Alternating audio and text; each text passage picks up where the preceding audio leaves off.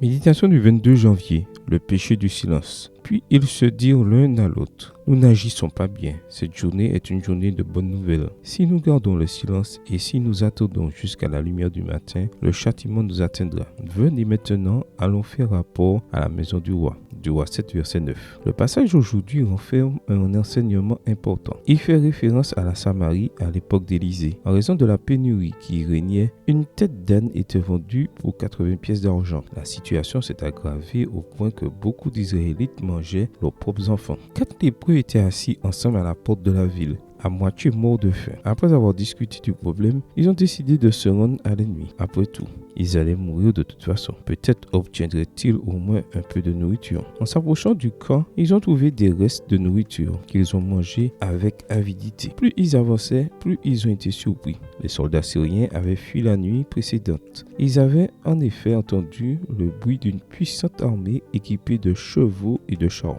Du roi 7, verset 6, version Bible en français courant. En découvrant que le camp était vide, les lépreux se sont assis et ont mangé à satiété.